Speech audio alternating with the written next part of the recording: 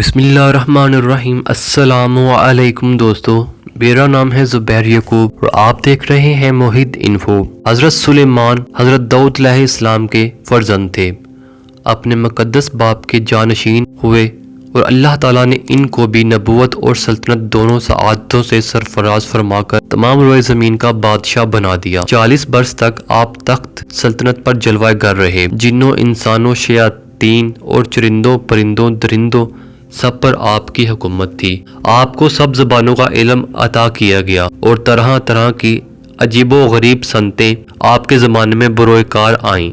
चुनाचा कुरान मजीद में अल्लाह ताला का फरमान है जिसका तर्जमा यूं है, और हज़रत सुलेमान अलैहिस्सलाम हज़रत दाऊद अलैहिस्सलाम के जानशीन हुए और उन्होंने कहा कि ए लोगों, हमें परिंदों की बोली सिखाई गई है और हमें हर चीज़ में से अता किया गया है। बेशक ये खुला हुआ फजल व खुदावंदी है। इसी तरह कुरान मजीद में दूसरी जगह अरशाद हुआ जिसका तर्जमा ये है, और सुलेमान अलैहिस्सलाम के बस में हवा कर दी, इसकी सुबह की मंजिल 1 महीना की राह और शाम की मंजिल 1 महीने की राह, और हमने इसके लिए पिघले हुए तांबे का चश्मा बहाया और जिन्नों में से वो जो इसके आगे काम करते इसके रब के हुक्म से, और जो इनमें हमारे हुक्म से फिरे हम इसे भड़कती आग का अजाब चिखाएंगे।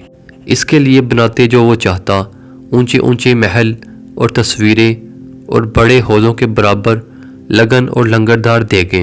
रवायत है कि एक मरतबा हज़रत सुलेमान अलैहिस्सलाम जिन्नों उन्स वगैरह अपने तमाम लश्करों को लेकर ताइफ या शाम में वादी नमल से गुजरे, जहाँ चियोंटियाँ बकसरत थीं।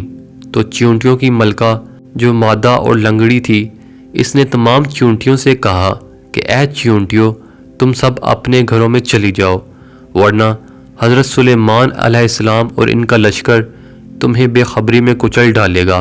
चियोंटी की इस तकरीर को हज़रत सुलेमान अलैहिस्सलाम ने 3 मील की दूरी से सुन लिया और मुस्कुराकर हंस दिए। ये कुरानी वाक़या हमारे लिए हदायत है कि चियोंटी की आवाज़ 3 मील की दूरी से सुन लेना ये हज़रत सुलेमान अलैहिस्सलाम का मौजज़ा है।